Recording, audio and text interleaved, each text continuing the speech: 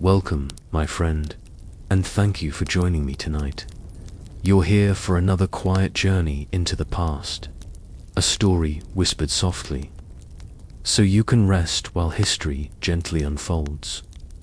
Tonight's tale drifts into the heart of the 19th century, the age of lace and lamplight, horse-drawn carriages and shadowed parlours, a time we call the Victorian Era, and within it we'll explore what intimacy and desire truly looked like, behind the polished manners and strict appearances. Before we begin, I'd love to know where you're listening from, and what time it is in your world. If you'd like, you can share it softly in the comments below. Now, let's step quietly into that distant age, a world of silent drawing rooms and heavy curtains, of secret diaries and unspoken rules, of a society that praised restraint, yet was never free from longing.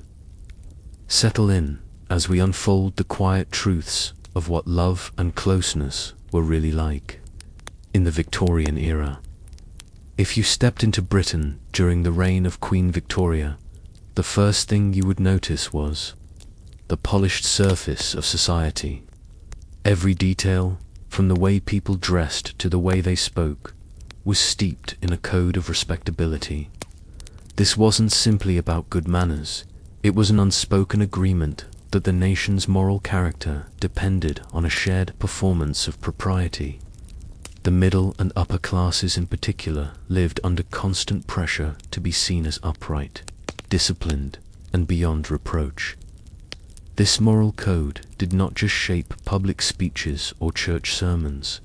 It reached into the way people furnished their homes, interacted with neighbors, and even walked down the street. Clothing was modest and carefully constructed to hide the body's shape.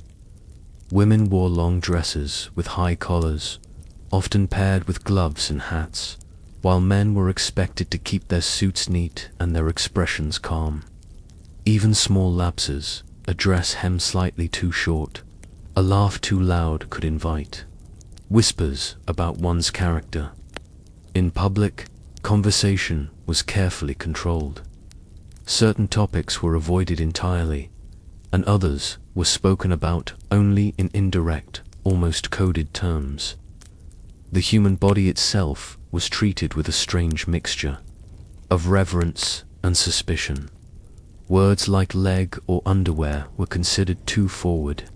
Instead, more delicate terms were used to maintain verbal modesty. Respectable men and women were expected to project an image of moral purity, self-control, and restraint at all times, but beneath this public mask, reality often told another story. While the moral code presented an image of a virtuous and self-disciplined society, human nature didn't change simply because the rules demanded it. Desire, personal ambition, and private habits continued to exist. They were just hidden from view. People learned to live two lives, the one displayed for neighbors, colleagues, and church congregations, and the one practiced behind closed doors. This public-private divide was so deeply ingrained that it created an entire culture of secrecy. Couples might show little physical affection in public, yet maintain entirely different dynamics at home. Friendships could contain private jokes or understandings that would be considered scandalous if overheard. Even matters of personal hardship, illness, financial trouble, or marital strain were concealed to protect the appearance of stability and virtue. The Victorian moral code also served as a social weapon. Those who conformed to it could maintain or climb the social ladder, while those who violated it, even in small ways, risked exclusion. Rumors could damage reputations overnight, and a single scandal might erase years of careful image building. Respectability was therefore not just a matter of pride, it was a form of currency. And yet, in the quiet hours of the evening, When curtains were drawn and gas lamps dimmed, many Victorians set aside the rigid performance. They read novels, or poetry deemed too emotional for polite society. They engaged in personal pleasures the public would disapprove of, and they allowed themselves to speak more freely. This constant shifting between two worlds, the rigid, respectable public sphere and the freer, private one, shaped the character of the entire era. If public life was an act, then what happened in private was the rehearsal of a different truth. But how far did this private reality drift from the moral ideals so carefully displayed in daylight? To understand the divide between Victorian public image and private reality, you have to look at the systems that maintained the respectability was not merely a personal choice. It was reinforced by a network of institutions, social rituals, and unspoken agreements. The church, the press, schools, and even local clubs all played their part in keeping the moral code alive and visible. The church, for example, was more than a place of worship. It was a stage where one's piety could be observed. Attendance was expected, and not merely for religious reasons. It allowed neighbors to see you in your Sunday best, sitting quietly in the pew, reinforcing the idea that you were moral, disciplined, and trustworthy. Ministers preached sermons on purity, modesty, and self-control, reminding their congregations that moral failure was not just a private matter, but a stain on the community's reputation. The press reinforced this image with both caution and selectivity. Newspapers rarely printed stories that challenged moral sensibilities, and when they reported scandals, they did so in ways that underscored the lesson. This is what happens when you stray from virtue. Even novels were subject to moral scrutiny, with authors and publishers facing pressure to keep material decent enough for family reading. Yet, paradoxically, there was also a thriving market for sensational literature sold under the counter. Cheap books filled with scandalous plots, hinting at the desires that respectable society pretended not to have in everyday life. Etiquette acted as a constant reminder of the moral code. Calling cards, strict visiting hours, carefully scripted, small talk, all these rituals created a sense of order and predictability. They also served as filters. If you failed to follow the expected forms, you signaled that you did not belong to the respectable circle. For the upper and middle classes, maintaining these standards was essential to preserving social status. For the working classes, who often lived in more crowded, informal conditions, these codes were harder to follow, but the aspiration to emulate them remained.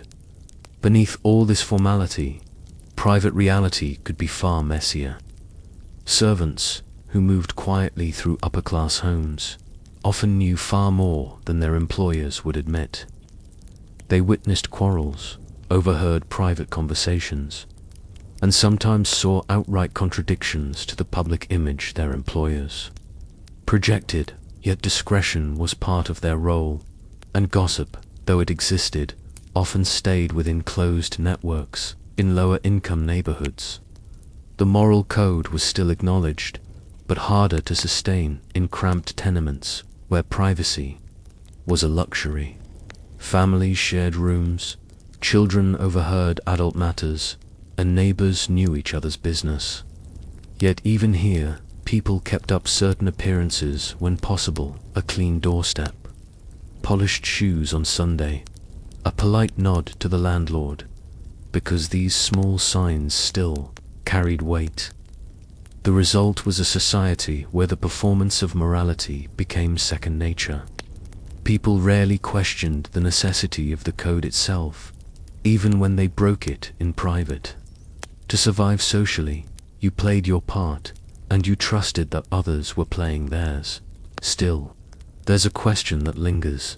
If so many people quietly stepped outside the bounds of the moral code in private, How did the system avoid collapsing under the weight of its own contradictions? The Victorian moral code endured not because it was universally obeyed, but because its contradictions were carefully managed. Breaches were tolerated so long as they remained hidden. Respectability was a performance. As long as appearances were intact, society allowed hypocrisy to flourish. Discretion was central.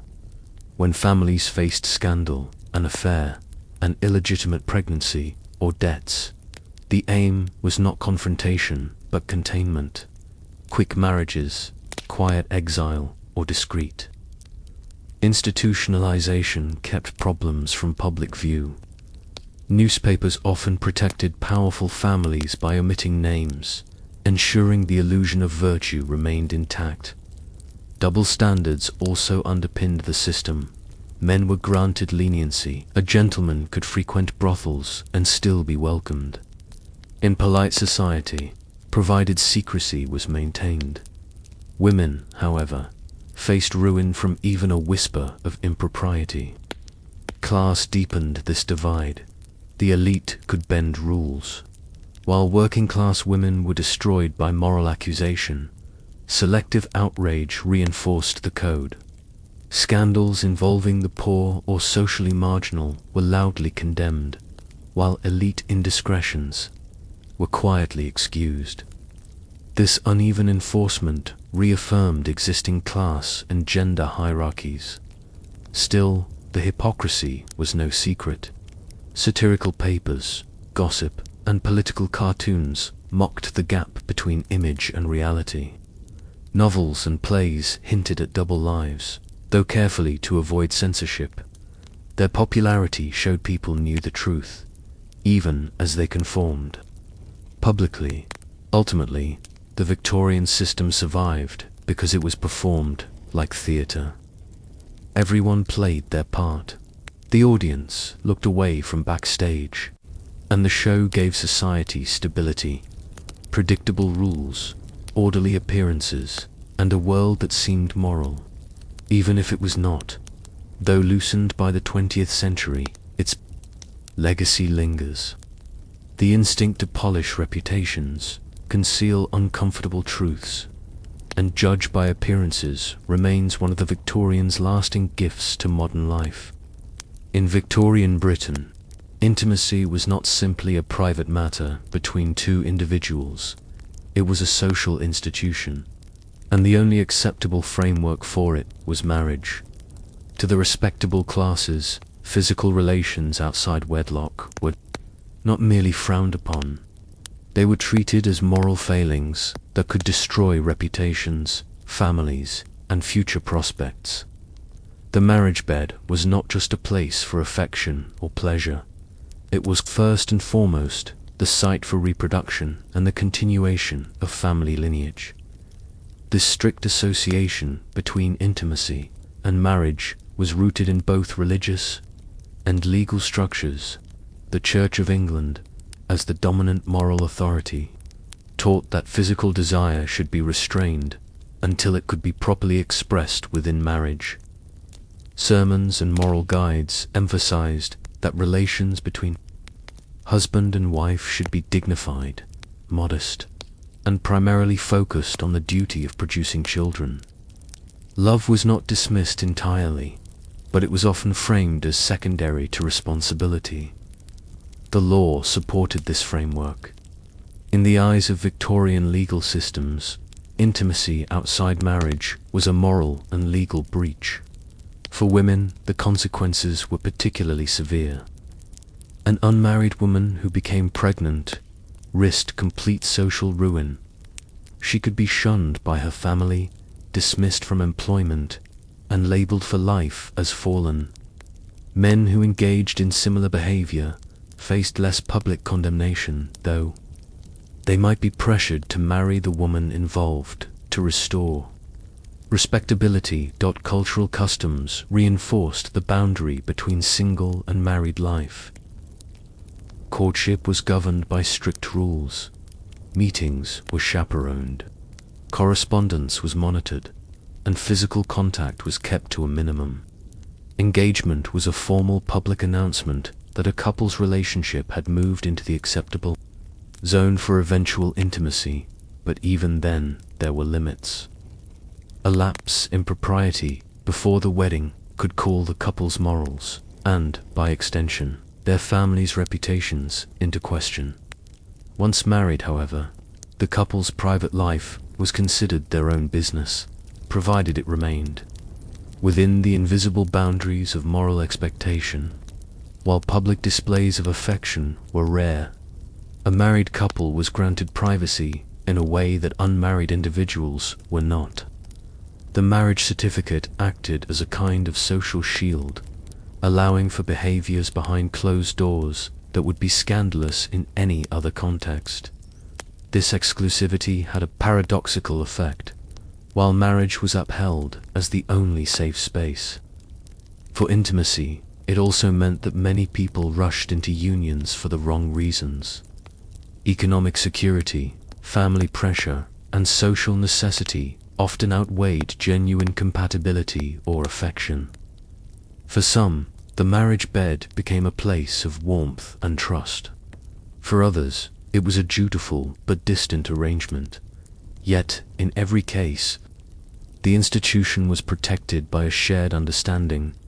Intimacy outside marriage was a threat not just to individuals, but to the moral order itself. The marriage bed was therefore both a symbol of respectability and a tool for enforcing it. But if marriage was the only approved setting for intimacy, how did Victorians deal with desire before the wedding, or with dissatisfaction after it? The Victorian moral framework created a clear rule: intimacy belonged exclusively to marriage. Yet human desire rarely fits neatly within legal or religious boundaries. Before the wedding day, young men and women often found themselves navigating a dangerous balance between genuine attraction and the fear of crossing a line that could not be uncrossed. Courtship in this era was a highly supervised process. Middle and upper-class couples were rarely left alone without a chaperone. Social visits took place in parlors, gardens, or at public events, with watchful relatives ensuring propriety. Even letter writing was subject to scrutiny. Affectionate words could be acceptable, but anything that hinted at physical longing was considered improper.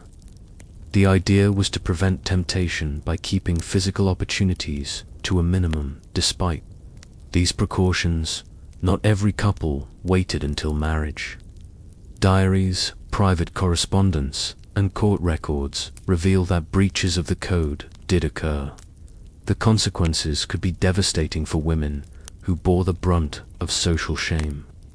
An engagement might be broken off, families could disown the daughter, and gossip could close off future prospects entirely.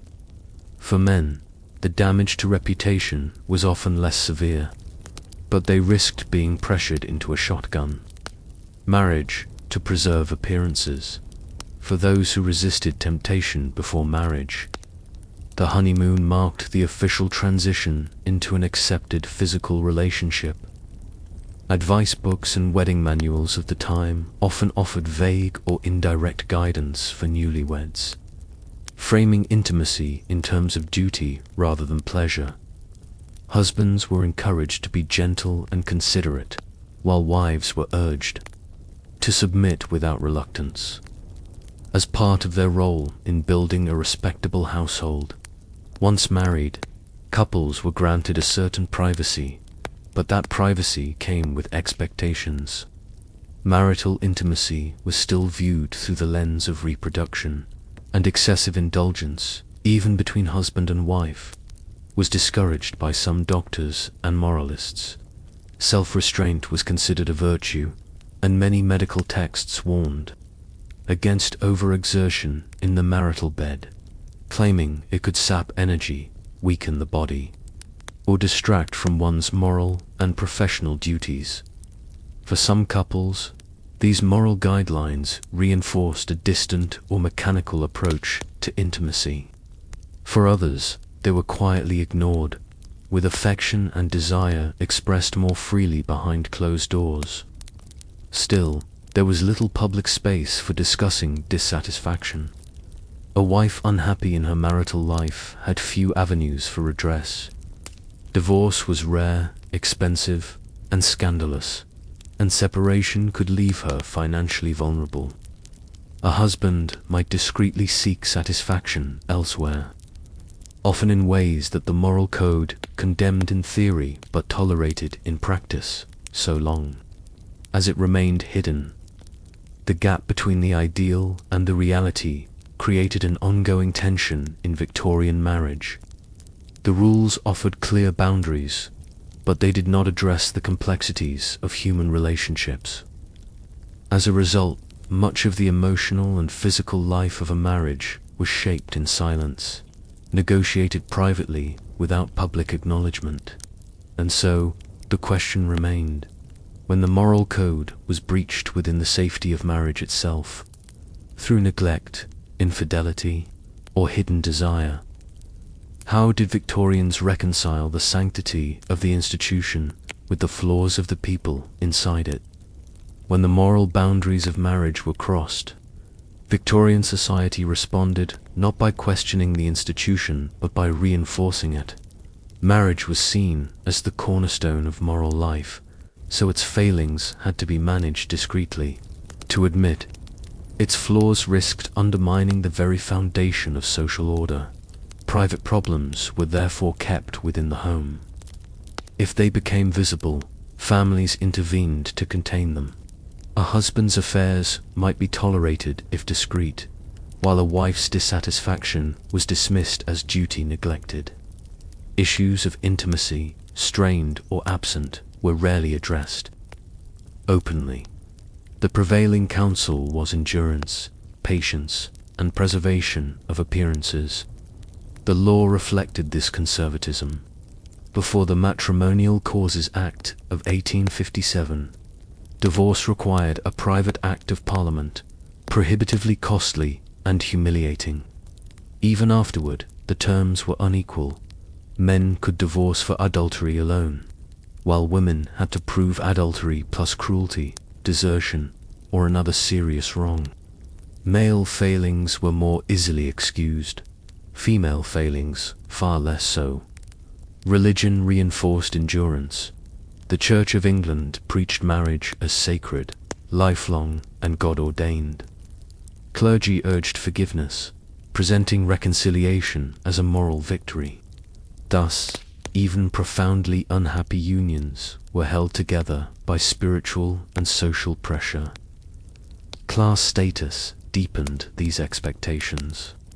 In the middle and upper classes, a broken marriage could tarnish entire families. Fear of disgrace forced many couples to maintain outward harmony while living separately in private. Among the working classes, the pressures were more practical. Marriage was still the respectable framework for intimacy, but it also provided economic survival, shared labor, and household. Stability often outweighed emotional fulfillment. The institution endured because it served society's needs more than individuals. It provided order, predictability, and respectability, even at personal cost. For many couples, this meant sustaining the facade of harmony while concealing private unhappiness. Ultimately, Victorian marriage was less about love than about maintaining stability. It survived because families, churches, courts, and communities collaborated to protect it, even when doing so required silence, sacrifice, or hypocrisy. The larger question lingers. When a society defends its institutions at all costs, whose happiness is sacrificed, and what truths remain hidden to preserve the image of order? In Victorian Britain, the marriage bed was not simply a place for rest, it was a symbol, a stage upon which ideals of love, respectability, and social order played out. For many, the very notion of a married couple sleeping apart was unusual, even suspicious. A shared bed was considered both natural and proper, the physical embodiment of marital unity. Yet behind this convention lay a complex web of class expectations, architectural limitations, and unspoken rules about intimacy. Among the working classes, privacy in the home was almost non-existent. Many families lived in cramped cottages or city tenements, with 1 or 2 rooms serving every purpose: cooking, eating, washing, and sleeping. In such settings, the marriage bed might be the largest piece of furniture in the home, often shared with infants or even older children in times of necessity. Curtains or makeshift partitions could offer a semblance of privacy, but true seclusion was rare. The closeness was practical, dictated by space and heat. But it also reinforced the cultural norm that a married couple should physically share their sleeping space. In the middle and upper classes, houses were larger and offered more flexibility. Even so, the shared bed remained the standard arrangement. In newly married households, the bedroom was not just for sleep, was a symbol of the couple's bond, displayed in carefully chosen furniture and fine linens. Well-off families often invested in ornate bedsteads and plush mattresses, which became quiet indicators of both wealth and respectability. Guests touring a home might not enter the marital bedroom, but its existence, decor, and implied intimacy were understood as part of the household status. The architecture of these homes reflected social expectations. Master bedrooms were designed to be spacious enough for 2, with adjoining dressing rooms, or, in some cases, small sitting areas. Privacy was more achievable than in working-class homes, but it was still not absolute. Servants came and went to tend fires, deliver tea, or tidy the room. In this sense, even the wealthiest households rarely experienced true isolation within the bedroom. Yet, for all the romantic ideals attached to the marriage bed, the reality was not always harmonious. Sharing a bed meant sharing heat, air, and the sounds of another's sleeps, gnawing, coughing, restless movement. In an era before electric fans or central heating, bed sharing also served practical needs. In winter, 2 bodies together under heavy blankets provided essential warmth. The marriage bed thus straddled the line between practicality and symbolism. For some, it was a cherished place of intimacy. For others, a nightly reminder of obligation. And while Victorians publicly celebrated the shared bed as a marker of unity, the private experience of it could vary widely. Whether in a humble single-room dwelling or a grand townhouse, the bed's role as the central piece of marital life remained a constant, at least in the public imagination. Despite the idealized image of the shared marriage bed, not all Victorian couples actually slept together every night. Circumstances, health concerns, and social expectations sometimes dictated otherwise, creating subtle variations in bedroom arrangements that reflected both necessity and propriety. Understanding these exceptions helps illuminate the reality behind the rigid public image of marital unity. Health was a significant factor influencing whether couples shared a bed. Illnesses such as tuberculosis, influenza, or measles were common, and avoiding contagion often meant temporary separation. Victorian medicine, still developing its understanding of germs, also emphasized the importance of fresh air and personal space to maintain strength. Even couples who were otherwise devoted to one another sometimes slept apart when one partner's health demanded it, using separate rooms or partitioned spaces to reduce the risk of spreading disease. Practical considerations also played a role, especially for larger households. In many middle and upper class homes, Servants slept in adjacent rooms, or occasionally in the same space as the couple during particularly cold nights when proximity to the fire mattered. Some couples maintained separate bedrooms simply to ensure the household ran efficiently. One spouse might rise early or stay up late for work or study, and a shared bed could disrupt rest or daily routines. Economic constraints were even more decisive among working-class families. With limited space and a need for warmth, parents often slept with children or shared a single bed with others. In these households, the ideal of exclusive marital intimacy was often postponed, reshaped, or merged with other practical needs. Here, the marriage bed served multiple functions simultaneously: sleep, comfort, childcare, and even social signaling within a community where every family's habits were observed and judged. Social expectations further complicated matters. Some couples embraced the notion of separate beds as a mark of propriety or refinement, especially in wealthier circles. This arrangement allowed both partners to maintain personal dignity and modesty, a subtle acknowledgement that even within marriage, individual space could be morally and emotionally desirable. Victorian etiquette manuals sometimes endorsed such arrangements, particularly if one partner's snoring or restless habits threatened the other's sleep. Yet these deviations were carefully managed and rarely discussed publicly. The public narrative insisted on shared beds as the symbol of marital virtue, even when the reality was more flexible.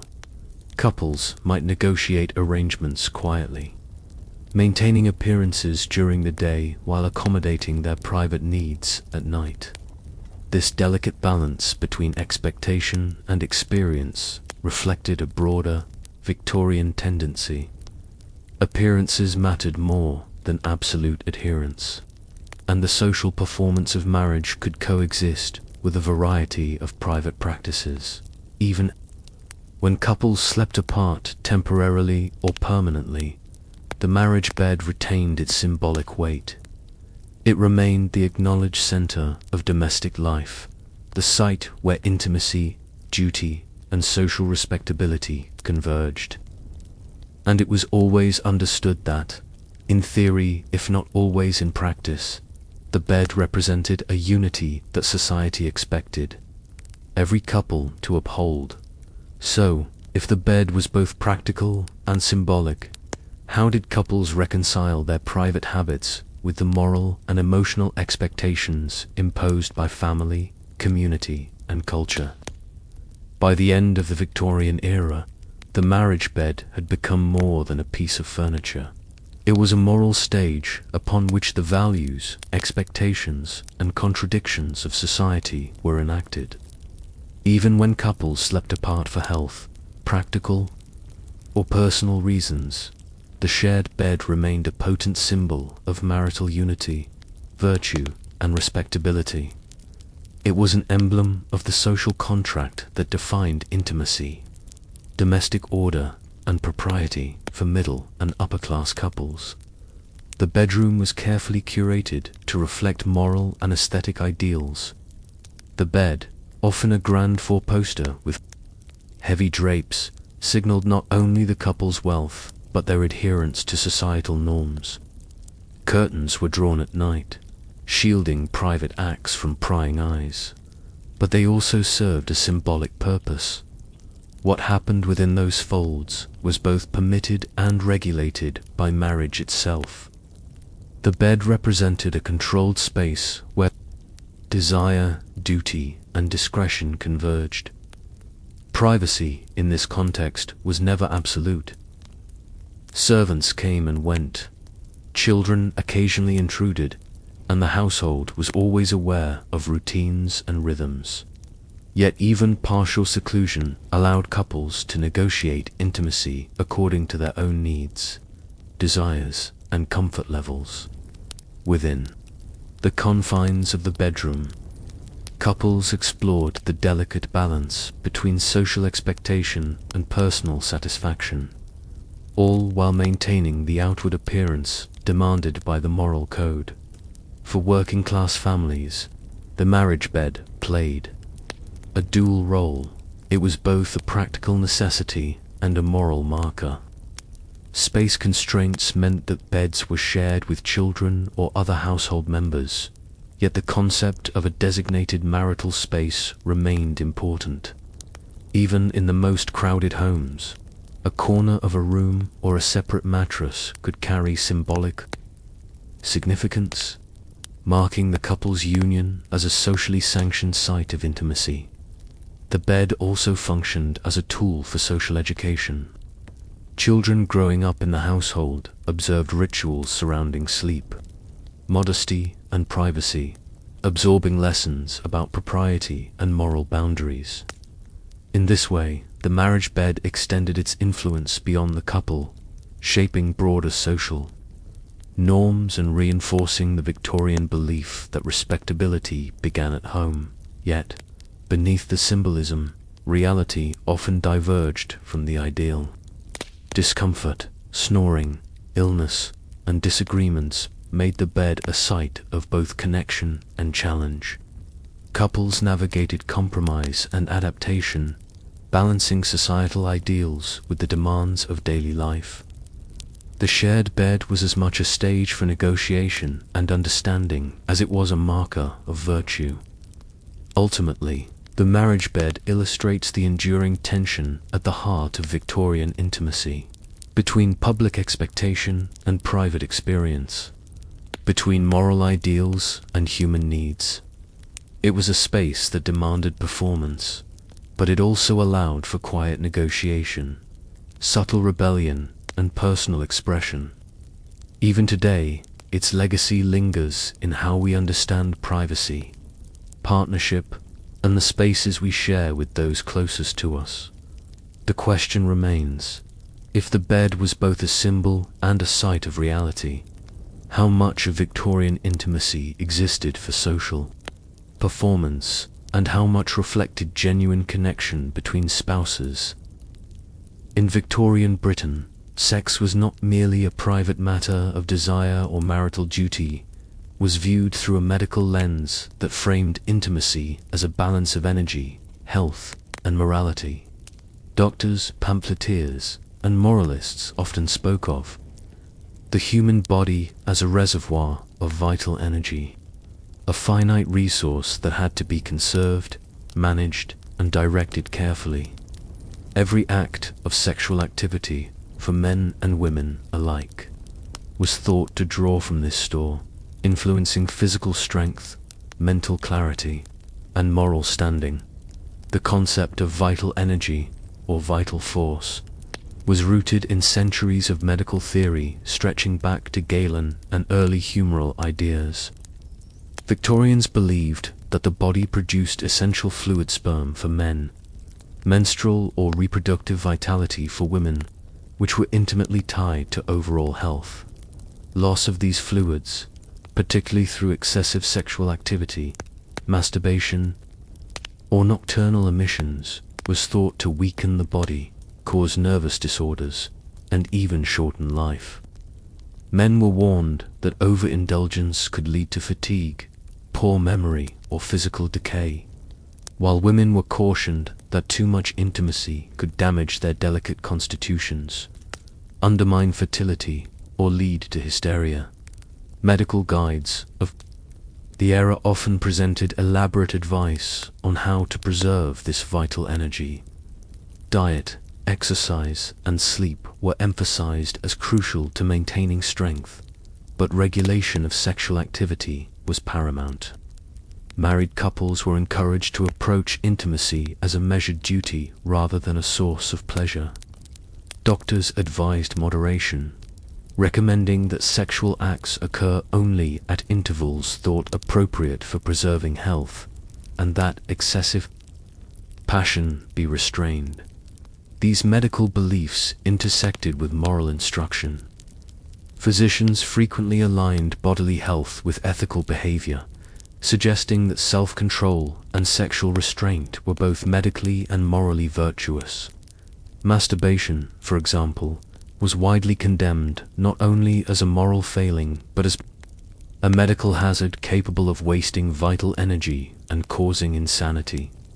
Public health manuals, often aimed at parents and teachers, stress that the young must be guided carefully, educated in abstinence, and shielded from sexual temptation to protect their health and future vitality. Women's sexuality was particularly scrutinized under these theories. The prevailing belief held that women were inherently more passive and fragile, and that sexual activity, while necessary for procreation, could deplete energy crucial for childbearing and domestic labor. A wife's duty to her husband was thus framed not as a pursuit of pleasure, but as a carefully controlled contribution to household and familial health. Yet despite the cautionary tone, these medical ideas did not eliminate sexual activity. They simply transformed it into a controlled, regulated aspect of life. Couples were encouraged to navigate desire with mindfulness, seeing each act of intimacy as a balance between duty, pleasure, and the preservation of vital force. And so, the Victorians lived with an ever-present tension. How could one satisfy natural impulses while protecting the body's precious energy? As Victorians absorbed medical theories about vital energy, they developed a wide array of strategies to regulate sexual activity and protect the body from supposed depletion. These strategies were both practical and psychological, reflecting a pervasive anxiety about the consequences of mismanaging desire. Sex was framed not as pleasure alone but as a potentially dangerous expenditure of life force, requiring careful attention and restraint. For men, medical texts warned against excessive intimacy, nocturnal emissions, and masturbation. Sperm was viewed as a concentrated essence of life. Losing it recklessly was believed to drain strength, cause nervous disorders, and weaken intellectual capacity. Popular manuals advised moderation, recommending periods of abstinence and emphasizing that sexual activity should occur in measured doses, ideally for procreation rather than indulgence. Even marital intercourse was approached cautiously, with doctors instructing men to avoid passionate or prolonged encounters that could waste their vital energy. Women faced equally intense scrutiny, though the logic was slightly different. Victorian medical opinion held that female bodies were delicate vessels whose energy was necessary for fertility, child-rearing, and household management. Excessive sexual activity could compromise a woman's reproductive health or lead to nervous disorders, hysteria, and emotional instability. For this reason, married women were often counseled to approach intimacy with restraint, to preserve their health while fulfilling their reproductive duties. Pleasure, if it occurred, was secondary and carefully managed. Advice extended beyond the bedroom. Diet, sleep, and exercise were prescribed to maintain balance and strength, while stimulants like alcohol and tobacco were discouraged for their supposed capacity to disrupt vitality. Clothing, too, had a medical component. Corsets, tight bodices, and heavy skirts were thought to influence circulation, posture, and reproductive health. Even the sleeping environment mattered, with doctors recommending cool, ventilated rooms to maintain bodily equilibrium and prevent depletion of energy. During rest, for young people, the warnings were particularly intense. Parents, teachers, and religious leaders used these medical ideas to enforce chastity, framing sexual restraint as essential to moral, intellectual, and physical development. Instructional pamphlets and guides on adolescent behavior were filled with vivid, sometimes alarming descriptions of the consequences of early or uncontrolled sexual activity. Masturbation, in particular, was vilified as a dangerous waste of vital energy, capable of producing weakness, deformity, or mental instability. Despite these anxieties, sexual behavior continued, though often shaped by careful negotiation and discretion. Married couples learned to balance desire with medical advice, navigating intimacy in ways that protected both health and reputation. The pervasive discourse on vital energy transformed sexual acts into a calculated exercise of moderation, blending morality, medicine, and social expectation. Yet a question lingered in private minds. If sexual desire was natural and inevitable, how could the body's vitality be preserved without suppressing the very impulses that defined human intimacy? By the late Victorian era, medical theories about vital energy had become deeply intertwined with social norms, morality, and personal conduct. Sexuality was no longer seen merely as a private act of desire. It was a carefully managed process, one that demanded awareness of both physical health and moral duty.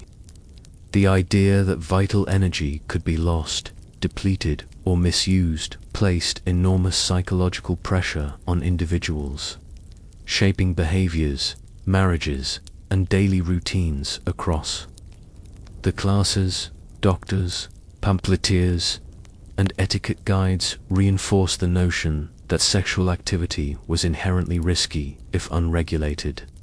Couples were instructed to approach intimacy as a necessary, measured duty rather than a source of pleasure, balancing the demands of reproduction with the preservation of health. This approach, while framed in scientific language, also served as a subtle tool of social control, ensuring that desire remained aligned with accepted norms. The body became a site of both moral and medical surveillance, and self-restraint was elevated to a virtue essential for long-term well-being. For women, the consequences of mismanaging vital energy were particularly emphasized.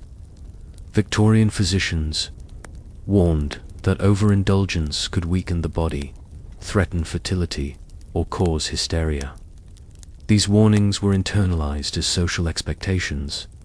Women were to maintain delicate health, regulate their own desire, and ensure that marital intimacy remained appropriate and productive. For men, warnings centered on physical and intellectual stamina, linking sexual behavior to the ability to work, lead a household, and maintain social status. Both genders were guided by the same underlying logic. Desire had to be disciplined to preserve life force, despite the fear and restriction. These beliefs also fostered new forms of negotiation and understanding within marriages. Couples learned to navigate sexual activity carefully, balancing desire with medical guidance and adapting to each other's rhythms and health. The marriage bed became a controlled arena where vitality could be preserved without extinguishing intimacy entirely. These constraints influenced courtship, marital routines, and even household organization, leaving an indelible mark on Victorian domestic life. The legacy of these ideas extended beyond the Victorian period. Even as modern medicine advanced and the understanding of reproduction and sexual health evolved, remnants of the vital energy concept persisted in cultural attitudes toward moderation, self-control, and marital duty. The idea that sexual behavior should be managed for physical and moral well-being influenced 20th century guidance on marriage, parenting, and personal conduct. Ultimately, the Victorian belief in vital energy highlights the era's unique intersection of science, morality, and social control. It reveals how deeply medical theories could shape personal life, and how concepts of health and morality were used to regulate desire. It also raises a timeless question: when medical authority dictates how we manage our most private impulses, how much of intimacy is governed by natural desire, and how much by external expectation. In Victorian Britain, the image of the ideal woman was carefully constructed and widely disseminated, shaping not only public perception but private expectations within households. Purity, passivity, and propriety were not simply virtues. They were considered the very essence of femininity, defining a woman's social worth and moral authority. From literature to etiquette manuals, sermons to medical advice, every aspect of society contributed to this blueprint, creating a standard that few could realistically meet. Purity was perhaps the most emphasized trait. Women were expected to remain morally and sexually untainted until marriage, and even afterward, their desire was to be moderated and discreet. Virginal innocence was celebrated in novels, art, and social commentary, while deviation from this norm could provoke harsh judgment, gossip, or outright ostracism. The idea extended beyond sexuality. Purity also encompassed behavior, speech, and appearance. A woman who laughed too loudly, expressed strong opinions, or engaged in overt ambition risked being labeled improper. Passivity, meanwhile, was a trait tightly linked to social harmony. Victorian culture idealized the woman who was gentle, accommodating, and deferential to male authority. In the home, wives were expected to follow their husband's guidance and support their domestic role with quiet diligence. Even expressions of anger, disagreement, or assertiveness were often considered threatening to social order. The passive ideal served not only to define femininity, but to maintain the hierarchical structure of family and society, ensuring that men retained control over public and private spheres. Propriety governed every aspect of daily life. Clothing, manners, and even speech were codified into rules of acceptability. Long dresses, high collars, and modest hairstyles were not mere fashion choices, but signals of moral rectitude, politeness, discretion, and the careful management of household affairs demonstrated a woman's adherence to societal norms. Etiquette manuals instructed young women in the art of visiting, entertaining, and social observation, teaching them that every interaction carried implications for reputation. This ideal was reinforced by education and religious instruction. Young girls were trained in domestic skills, religious devotion, and the performance of moral duty. From an early age, they internalized lessons about virtue, obedience, and the social consequences of failing to conform. The message was clear.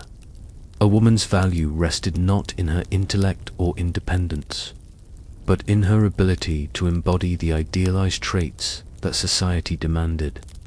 Yet behind this polished image lay a more complex reality. Many women struggled privately with the constraints imposed upon them, negotiating between desire, ambition, and societal expectations. Their thoughts and behaviors often diverged from the public standard, creating a tension between the ideals they were taught to embody and the realities of their lived experience. The construction of the ideal Victorian woman prompts an enduring question. If society demanded perfection in purity, passivity, and propriety, how did real women reconcile these expectations with the messy, emotional, and often contradictory aspects of human life?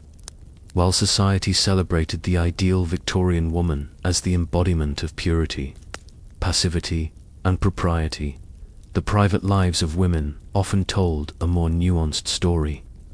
The strict standards imposed by family, religion, and community left little room for personal expression, yet women found subtle ways to negotiate their own desires, ambitions, and emotions within these confines.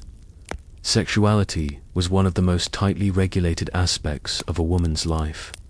Purity was expected before marriage, and even after the wedding. Sexual activity was framed primarily as a duty rather than a source of pleasure. Medical advice and moral teachings reinforced the notion that female desire should be subdued. However, letters, diaries, and personal accounts reveal that women experienced passion, curiosity, and frustration like anyone else. Many navigated these feelings quietly, suppressing them publicly, while finding discreet ways to express intimacy within marriage or through emotional bonds outside it. Passivity, too, was not always absolute. Women learned to exert influence through subtler channels, managing household affairs, guiding children's education, and shaping social interactions.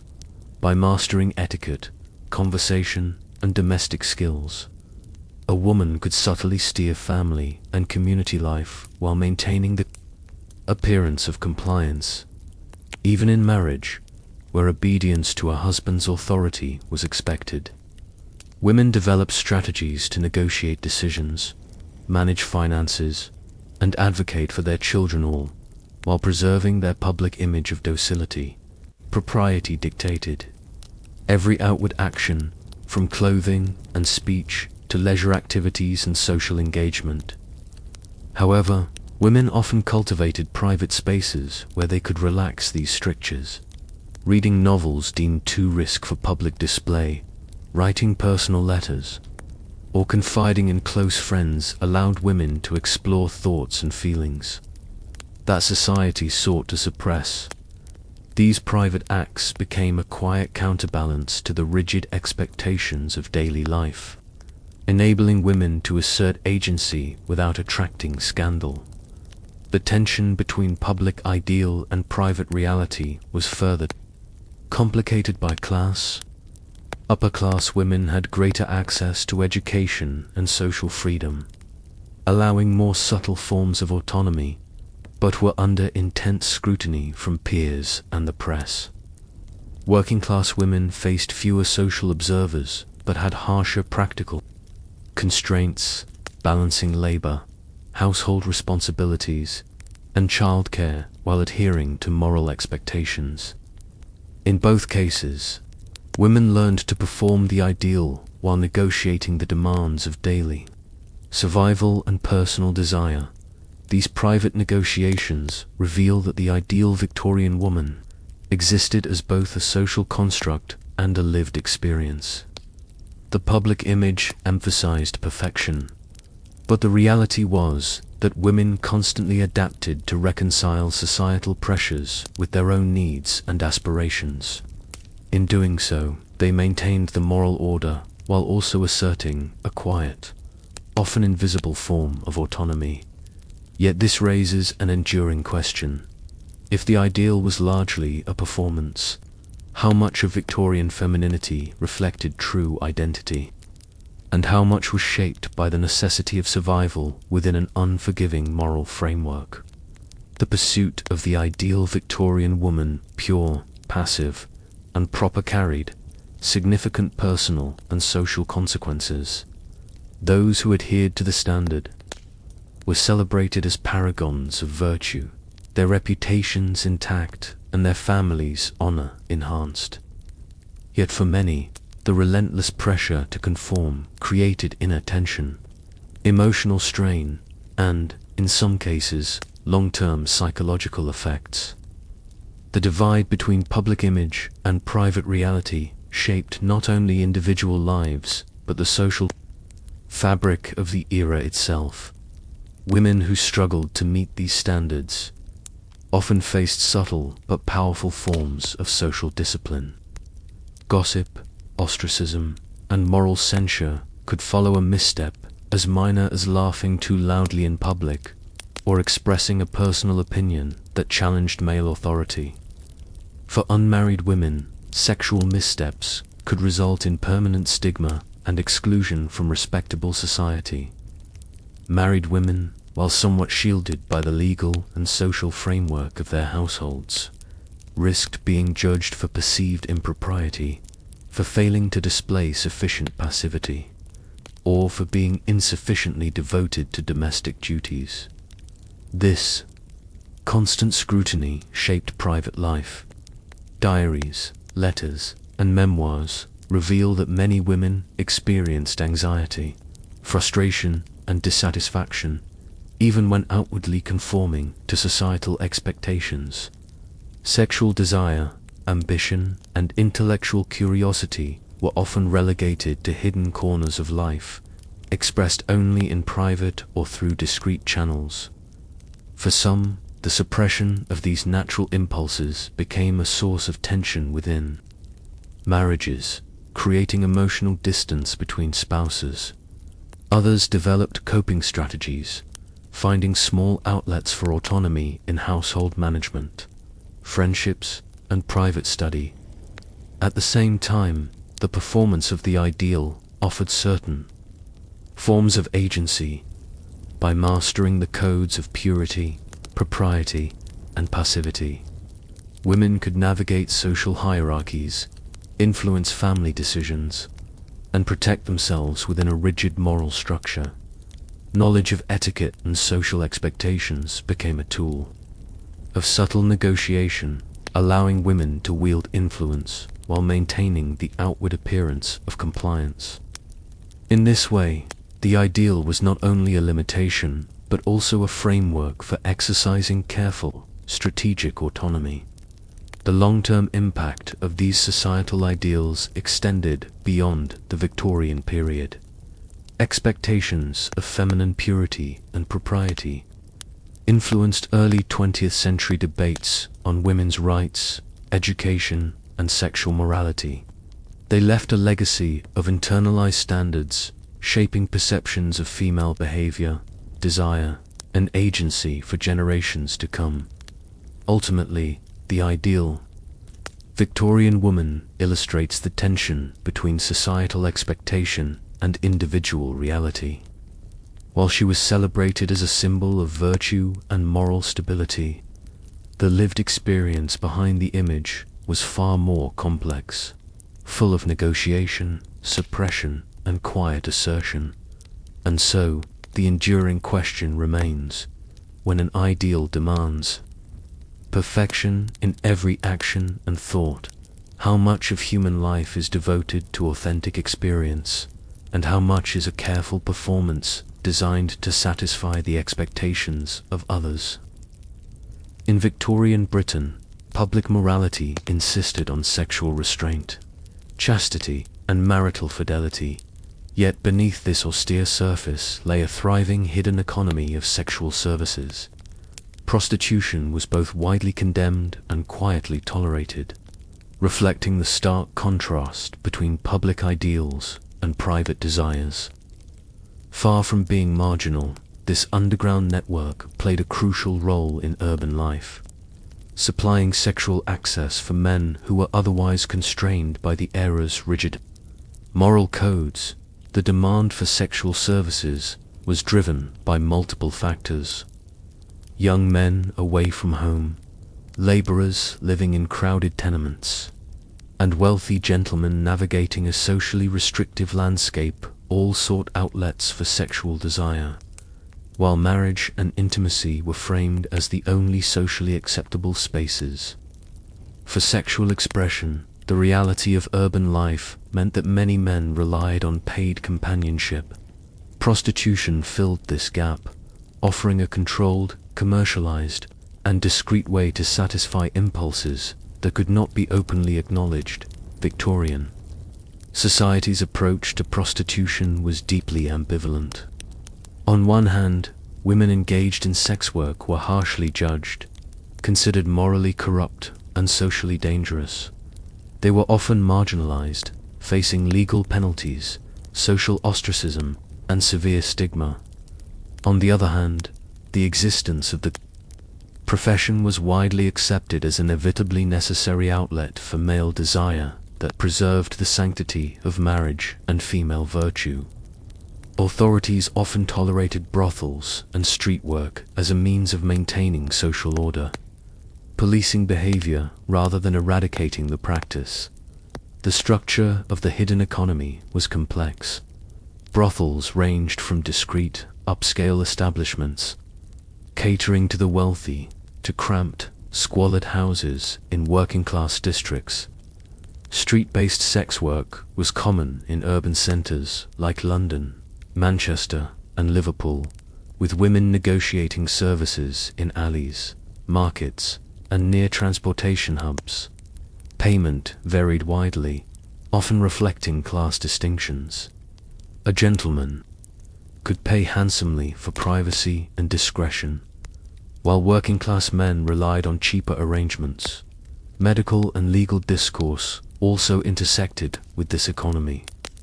Sexually transmitted infections were a growing concern, and brothels were sometimes subject to inspections or regulations, although enforcement was inconsistent. Doctors warned of the health risks posed to both men and women, yet these cautions coexisted with tacit acceptance of the practice. In this sense, prostitution was not only an economic activity but also a social and medical dilemma, reflecting the tension between desire, morality, and public health. Despite its marginalization, prostitution provided insight into the broader sexual dynamics of Victorian life. It exposed the limitations of public morality, highlighting the contrast between what society preached and what people practiced. Women navigating this hidden economy exercised agency, resilience, and negotiation skills, while men learned to reconcile private desires with public decorum. The existence of a thriving sexual economy raises a provocative question.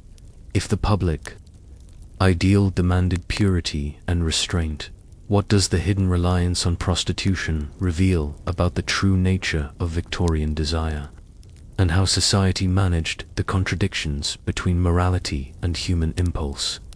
While prostitution operated largely in the shadows, Victorian authorities, moral reformers, and medical professionals attempted to regulate it, often with conflicting motives.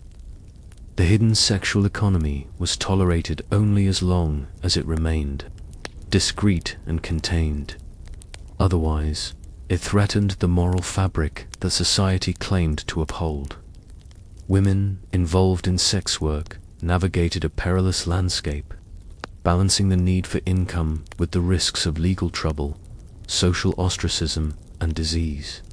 Brothels, though often illegal, existed under varying degrees of supervision. Some districts tolerated discreet, upscale establishments where wealthy men could meet women in privacy, shielded from the public eye. Street prostitution, in contrast, was highly visible and more heavily policed, with women frequently arrested or fined for loitering or soliciting. Yet even enforcement was inconsistent, reflecting an uneasy compromise between upholding public morality and acknowledging the practical reality of human desire. Police often turned a blind eye, understanding that the system provided a necessary outlet that helped prevent more overt social unrest or moral transgression among men. Health risks were a constant concern. The spread of sexually transmitted infections, such as syphilis and gonorrhea, was rampant in both urban and industrialized areas. Victorian doctors debated how to manage these diseases, emphasizing moral instruction, personal hygiene, and medical treatment while grappling with the reality that sex work could not be eliminated. Some reformers advocated for regulation and inspection of brothels to prevent outbreaks, framing medical oversight as a public duty, though these measures were limited in reach and effectiveness. For women, survival within the hidden sexual economy required ingenuity, resilience, and negotiation. Many women relied on networks of other women to navigate clients, avoid police detection, and secure safe spaces to work. Older or more experienced women often acted as mentors or madams, guiding younger women and controlling parts of the trade. While the profession carried significant social stigma, it also offered financial independence and a degree of autonomy otherwise unavailable to working-class women who faced limited economic opportunities. The hidden economy also revealed the contradictions in Victorian morality. Men, often the primary consumers of sexual services, could maintain public reputations for propriety while privately engaging in behavior deemed immoral. Brothels and discreet encounters allowed them to reconcile social expectations with natural desire, preserving appearances at the cost of private complicity. Meanwhile, women bore the brunt of moral judgment, highlighting an unequal balance in responsibility and consequence. Despite its dangers and contradictions, prostitution persisted.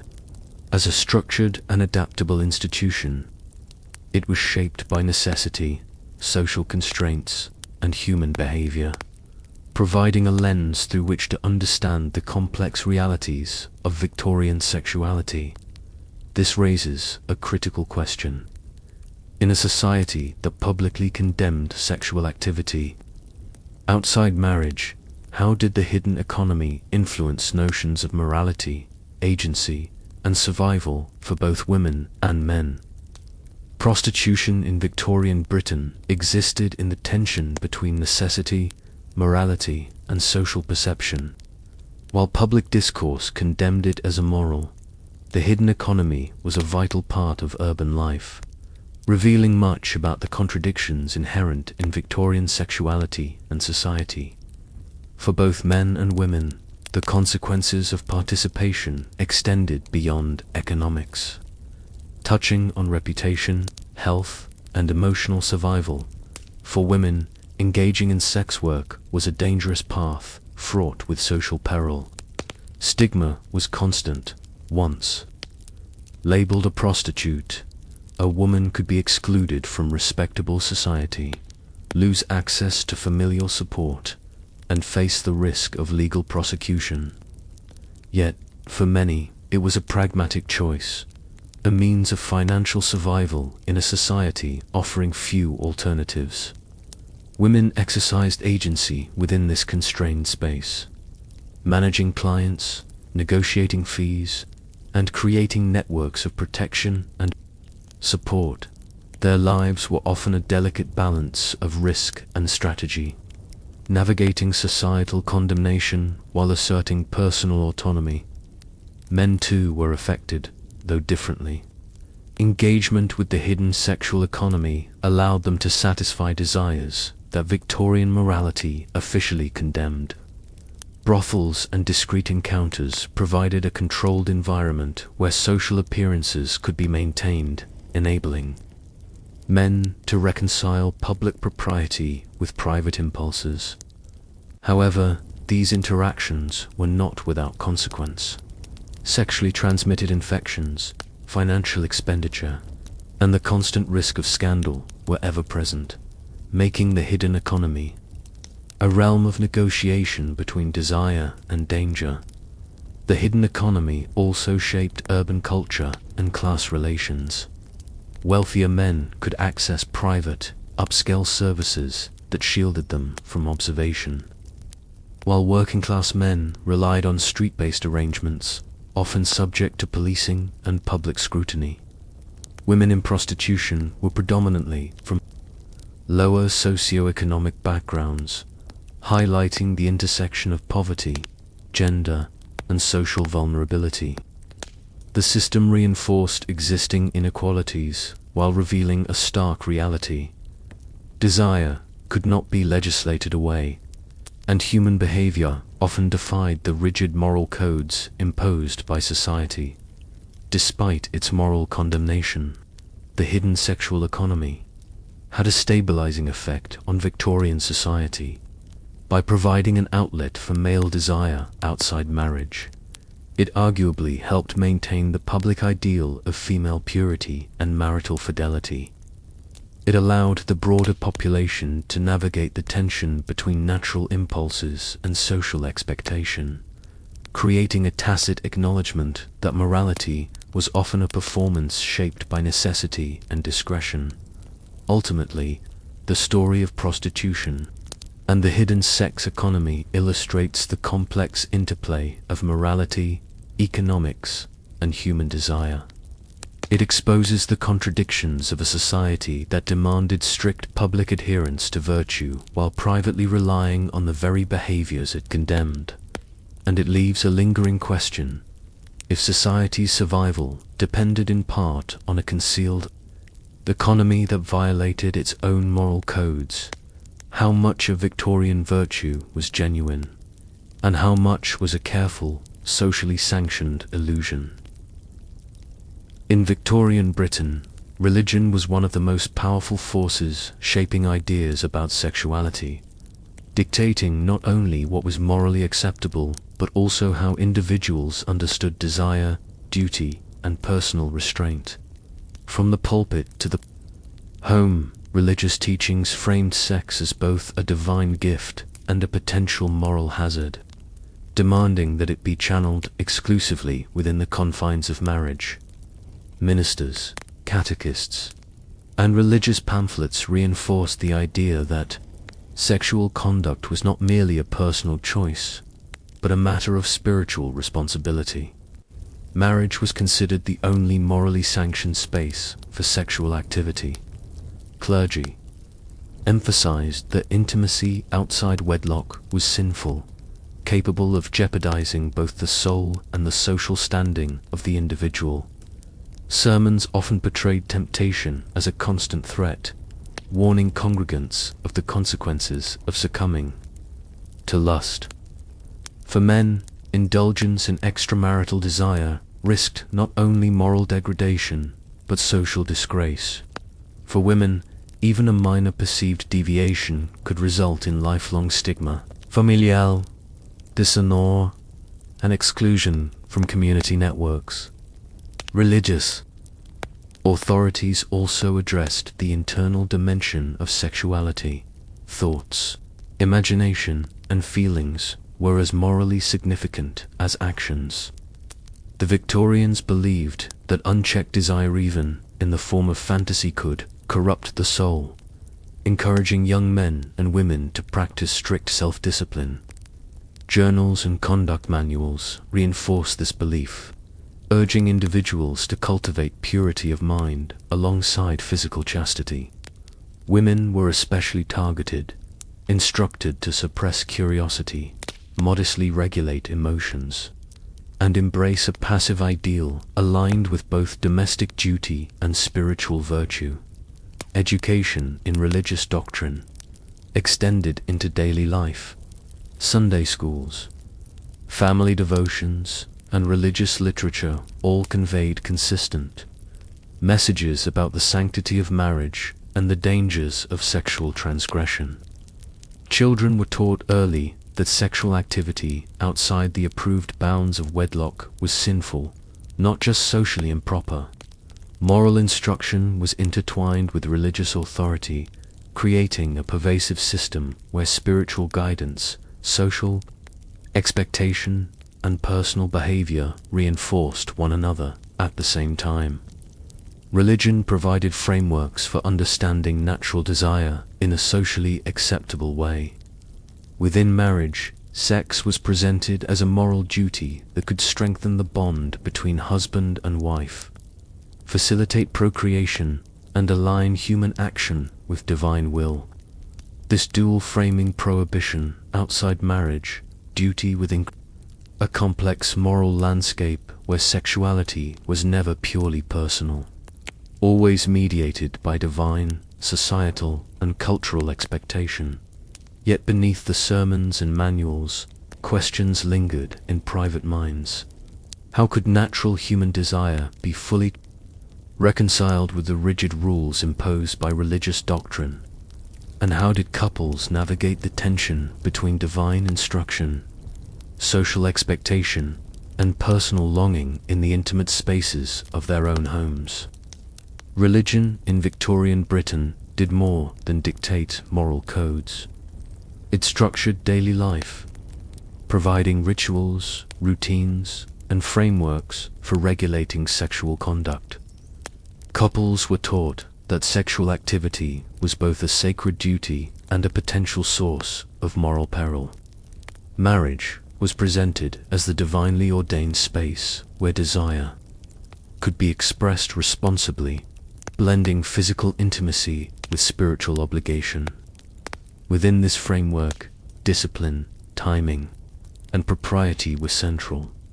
Clergy and moralists emphasized that marital intimacy was a controlled practice. Sex was to be performed with moderation, ideally for procreation, and in accordance with religious instruction. Pleasure, while acknowledged, was secondary to duty and spiritual alignment. Manuals often provided guidance on frequency, timing, and conduct, reflecting a belief that even within marriage, unregulated sexual expression could threaten health, morality, or domestic stability.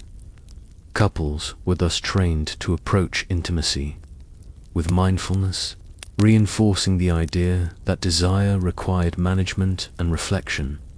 Rituals surrounding daily life also reinforced religious oversight of sexual behavior. Prayer before and after marriage, regular attendance at church services, and adherence to moral instruction were designed to keep couples aligned with spiritual norms. The household itself became a moral arena. The bedroom, the timing of meals, and even sleeping arrangements were influenced by religious expectations. Men and women internalized these codes, using them to regulate both private impulses and public conduct. Religious doctrine also reinforced the gendered dynamics of sexual responsibility. Women were expected to embody virtue, modesty, and passivity, while men were encouraged to exercise self-restraint, ensuring that sexual activity remained morally acceptable. Sexual education, often guided by religious principles, emphasized the dangers of temptation, the sinfulness of uncontrolled desire, and the importance of self-discipline. By instilling these lessons from an early age, religious authorities sought to shape behavior long before marriage, preparing individuals to navigate the tension between natural impulses and divine expectations. Despite the prescriptive nature of these teachings, couples found ways to negotiate their private lives within religious boundaries. Letters and diaries from the era suggest that affection, curiosity, and emotional intimacy were present in marriages, often subtly balanced against doctrinal demands. The marriage bed, though framed by duty, could also be a space of negotiated pleasure, mutual understanding, and quiet rebellion against strict moral surveillance. The influence of religion thus created a dual reality: outward conformity and inward negotiation. Sexuality was never entirely personal. It was embedded in a network of moral, social, and spiritual obligations. Couples had to reconcile personal desire with divine expectation, managing both temptation and duty in a landscape shaped by faith. This raises an enduring question. If sexuality was so heavily regulated by religious doctrine, how much of marital intimacy reflected genuine desire, and how much was shaped by the need to comply with moral and spiritual authority? By the end of the Victorian era, religion had left a profound mark on how sexual conduct was understood, regulated, and experienced. Religious teachings shaped not only individual behavior, but also societal norms, influencing marriage, family, life, and public morality. The insistence on purity, restraint, and duty created a framework within which desire could exist only under strict supervision. Blending spiritual guidance with social control, marriage remained the central institution. For moral sexual expression, couples internalized the idea that intimacy was both a duty and a spiritual exercise, balancing natural desire with divine expectation. Religious instruction emphasized that fulfilling marital obligations was not merely a private matter, but an act of moral and spiritual responsibility, a way to align personal conduct with the broader social order. Manuals and sermons often framed this obligation as a moral safeguard, protecting both the soul and the family unit. Gender roles were heavily reinforced. Women were taught to embody modesty, passivity, and propriety, while men were expected to practice self-control and guide the household according to moral principles. Religious oversight extended beyond the bedroom, influencing behavior in social interactions, courtship, and education. Sexuality became inseparable from moral performance, with religious doctrine serving as a constant reminder of the consequences of transgression. Despite these rigid frameworks, evidence from diaries, letters, and memoirs suggests that private reality often differed from public ideals. Couples negotiated affection, desire, and intimacy in ways that balanced personal needs with spiritual instruction. The tension between doctrine and lived experience created a nuanced sexual landscape, one where pleasure, curiosity, and emotional connection existed, but always under the shadow of moral scrutiny. Religion did not eliminate desire. It shaped how it could be expressed, channeling it into socially acceptable forms while simultaneously creating guilt, anxiety, and self-regulation. The influence of Victorian religious norms extended far beyond the period itself. Concepts of sexual propriety, marital duty, and gendered behavior continued to shape societal attitudes well into the 20th century. Even today, echoes of this moral framework persist in cultural conversations about sexuality, marriage, and personal conduct, illustrating how deeply religious ideas can mold both private and public life. Ultimately, the role of religion in shaping sexual conduct underscores the profound interplay between belief, behavior, and social order. It reveals how moral codes can govern the most intimate aspects of human life, and how individuals navigate the tension between natural desire and external expectation. And it leaves a lasting question. If our most private impulses are constantly mediated by social, moral, or spiritual authority, how much of what we consider personal choice is truly our own, and how much is a product of the frameworks imposed upon us? In Victorian Britain, open discussions about sex were virtually non-existent, even between married couples. Cultural norms dictated that sexuality was private, delicate, and often shameful to speak about. Within this context, couples had to develop subtle, unspoken ways to communicate desire, consent, and boundaries. Intimacy became a language of gestures, glances, and careful timing, relying on a shared understanding born of social training and personal experience. The strict moral codes of the era framed desire as something to be restrained and regulated, especially for women. Public discussion of sexual longing was considered immodest, and even private conversations carried risk if overheard or recorded. In marriage, affection and passion were often mediated through non-verbal signals. The positioning of hands, the lingering of glances, or the arrangement of personal space in the bedroom. Couples learned to read these signals carefully, cultivating awareness of subtle cues that expressed consent or attraction without explicit speech. Written correspondence played another role in navigating desire. Letters between spouses or courtship partners were often coded, using euphemism, metaphor, and literary references to convey longing and intimacy, A carefully chosen phrase could indicate emotional attachment, hint at physical desire, or maintain decorum while exploring personal feelings.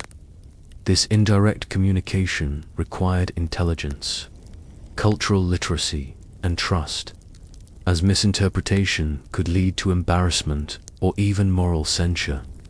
Daily routines also became a medium of silent communication.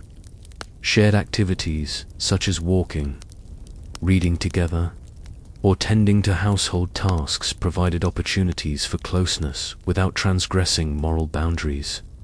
The way couples shared space, sitting close, exchanging glances, or coordinating movements allowed them to express mutual understanding and emotional connection.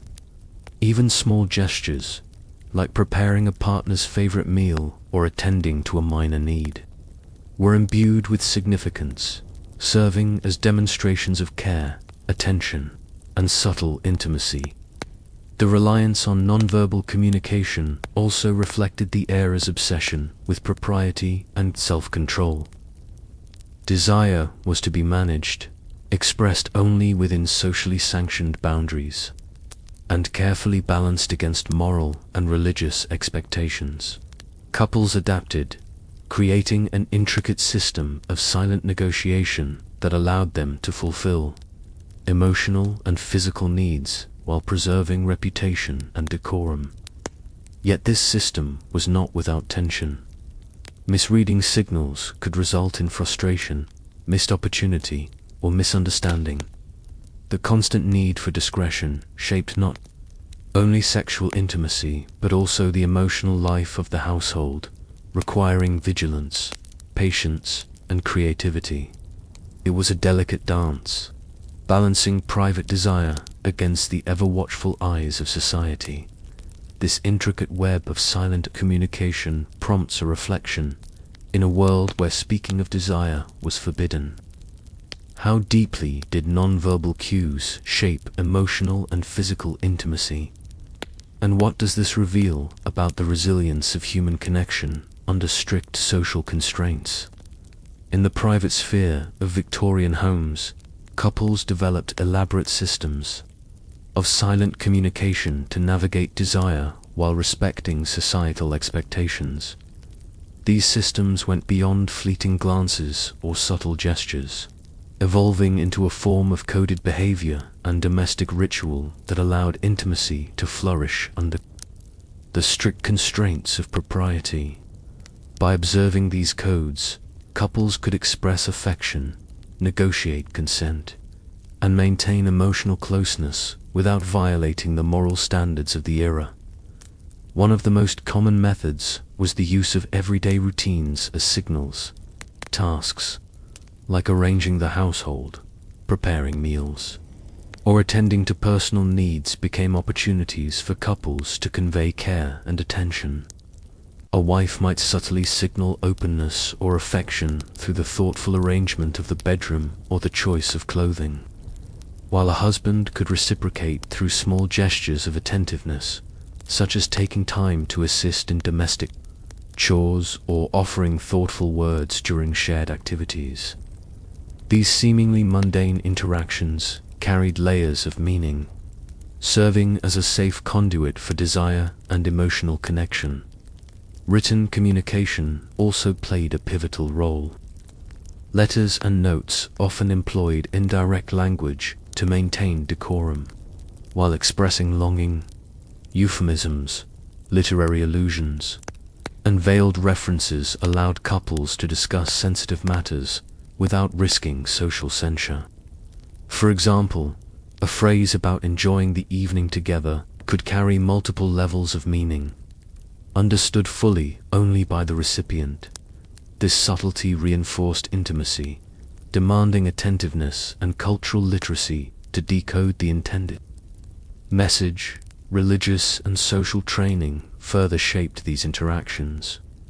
Couples internalized lessons on restraint, propriety, and moral duty, applying them to the private realm in ways that influenced timing, touch, and expression. Even within marriage, intimacy was often carefully scheduled and controlled. romantic, or sexual engagement was framed as a measured, purposeful activity rather than spontaneous indulgence, blending the moral codes of society with the personal needs of the couple. The use of silence, codes, and ritual also reflected a broader Victorian preoccupation with self-control and decorum. Desire was not eliminated. It was managed, interpreted, and channeled through socially acceptable means. In this environment, couples honed acute observation skills, learning to perceive minute changes in posture, tone, or facial expression. The home became a space of delicate negotiation, where emotional and physical intimacy required both subtlety and creativity. Yet despite these strategies, challenges persisted. Misunderstandings could arise from ambiguous signals, unspoken expectations, or the complexities of interpreting coded behavior. Couples had to navigate these risks carefully, balancing the need for connection with the imperative of propriety. This intricate system of silent communication invites reflection. How does the necessity of discretion shape intimacy, and in what ways might the unspoken rules of desire create deeper emotional awareness or frustration between partners? The careful dance of unspoken communication between Victorian couples had profound consequences for both emotional connection and sexual intimacy. By relying on gestures, rituals, and coded signals, couples could express desire and affection while maintaining the outward appearance of propriety. This silent language became a cornerstone of marital life, shaping patterns of intimacy and emotional negotiation that were as complex as they were subtle. The reliance on nonverbal cues created a heightened sensitivity between partners. Couples learned to read minute details, slight changes in posture, tone, or facial expression as meaningful signals. A shared glance or a gentle touch could convey approval, longing, or consent, allowing partners to navigate intimacy without the need for overt discussion. This system of silent negotiation demanded attentiveness, patience, and emotional intelligence, fostering a kind of intimacy that was deeply interdependent and uniquely responsive to social constraints. Letters and written communication continued to reinforce this silent dialogue, especially for couples separated by distance or domestic obligations. Coded language, metaphors, and literary references enabled spouses to maintain emotional and sexual closeness despite physical or social limitations.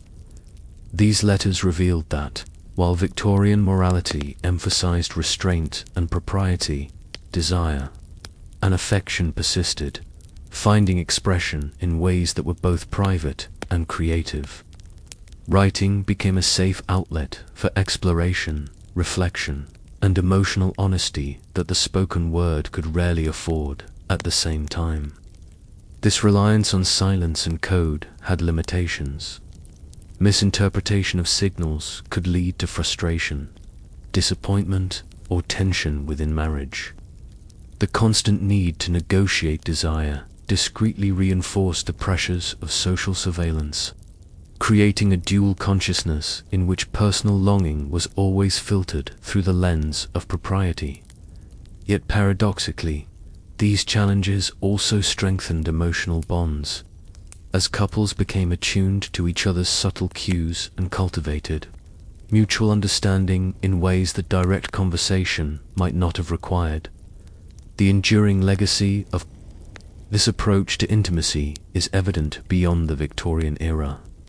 Modern couples, consciously or unconsciously, continue to navigate the balance between explicit communication and subtle cues, managing desire, consent, and emotional connection within broader social and cultural frameworks. The Victorian model demonstrates that intimacy is not merely about action or words, but about understanding, attention, and negotiation, even under constraints. Ultimately, the story of silent communication between couples underscores the resilience of human desire and the adaptability of intimacy. When direct expression was restricted by social norms, couples found ingenious ways to maintain connection, shaping both emotional and physical closeness in profound ways. And it leaves a lingering question: when social and moral pressures demand discretion, how does the unspoken language of intimacy alter the way we experience love, desire, and connection? And what does it reveal about the creative ways humans sustain closeness under constraint? In Victorian Britain, the lives of domestic servants were marked by strict hierarchy, long hours, and constant scrutiny. Yet behind the polished facade of wealthy households existed a world of secret relationships and discreet encounters. Maids, housekeepers, and other staff navigated a delicate balance between duty and desire, often forming intimate connections with fellow servants or even members of the family they served.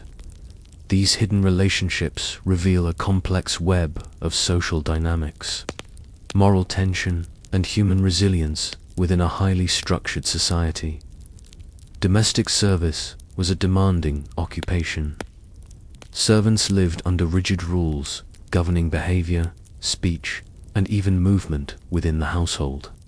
Privacy was scarce, and supervision was constant, yet the need for personal connection persisted.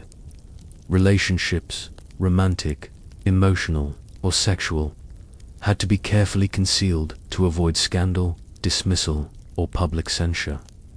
The risk of discovery was high, as any impropriety could damage both the servant's reputation and that of the household, making secrecy essential. Many relationships formed between servants themselves, often between peers who shared the same living quarters, mealtimes, and duties. Kitchens, attics, and servant corridors became spaces of private conversation and fleeting intimacy, where a glance, a whispered word, or a touch could signal affection. Courtship among servants relied on subtlety and timing. Brief moments alone in the pantry, a walk in the garden under the cover of night, or shared tasks became opportunities to nurture connection without attracting attention.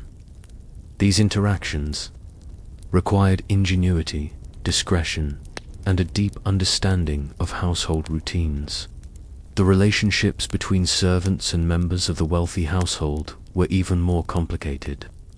While some employers treated their staff with fairness and kindness, power imbalances created opportunities for coercion, favoritism, or scandal.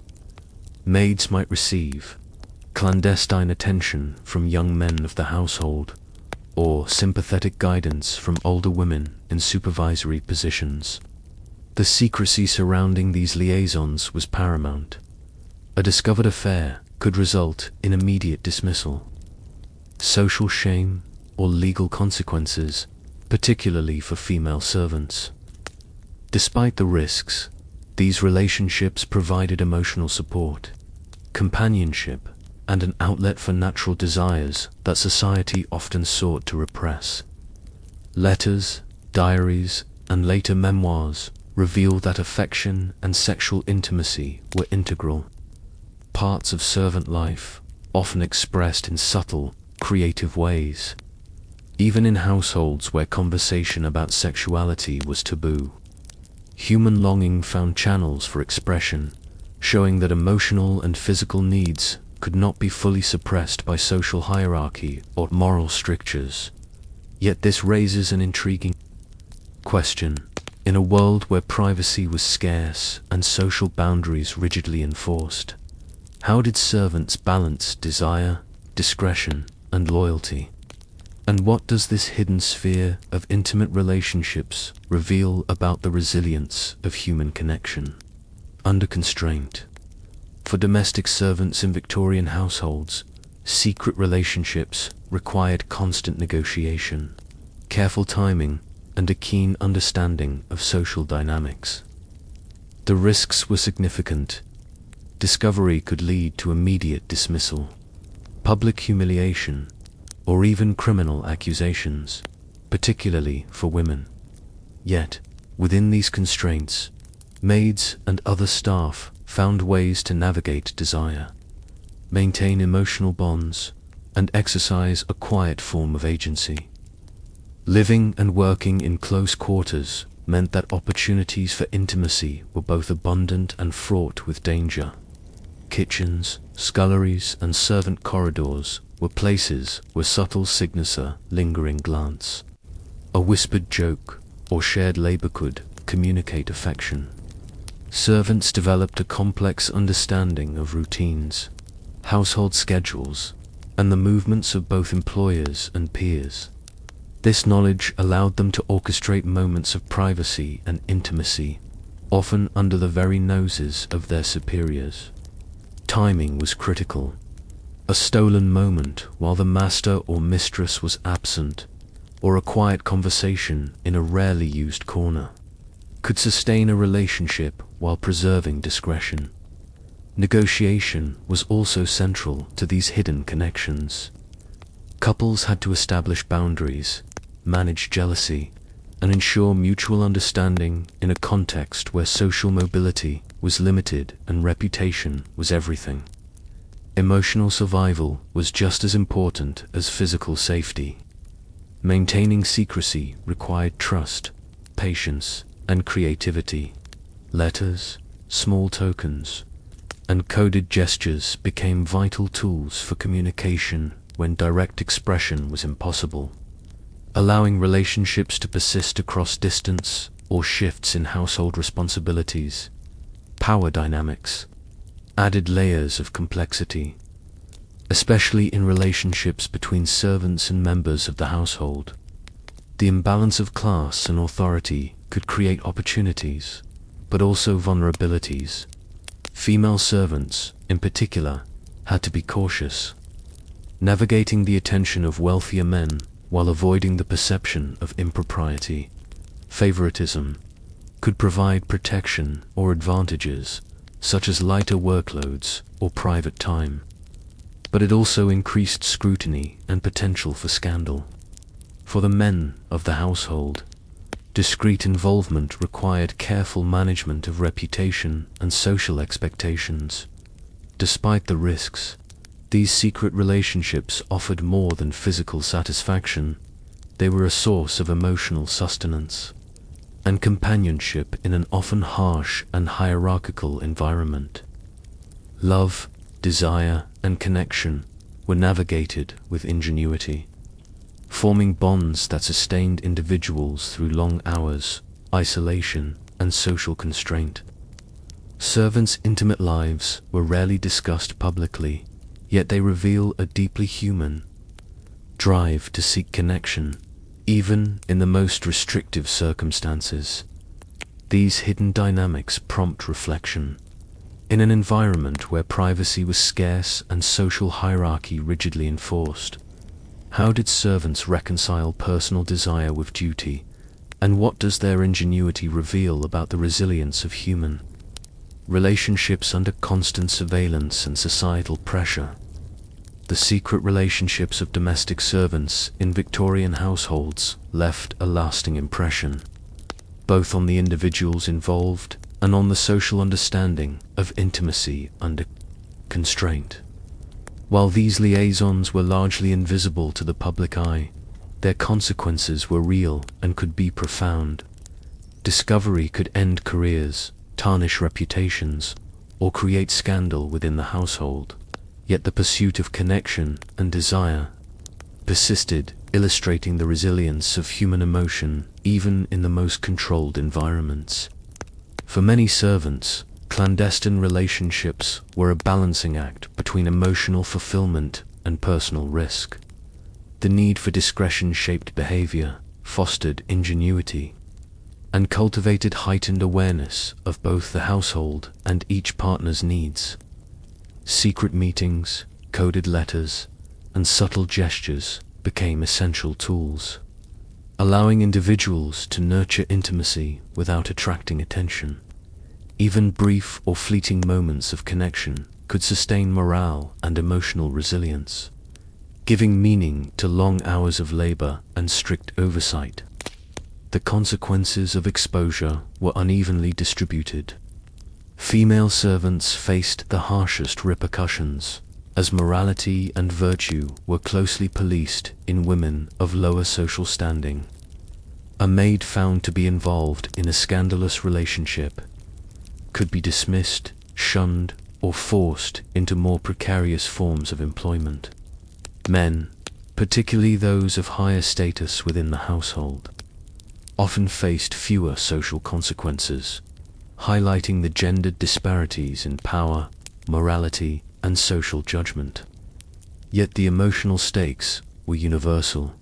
Broken trust, disrupted connections, and the loss of companionship were as impactful as any public censure.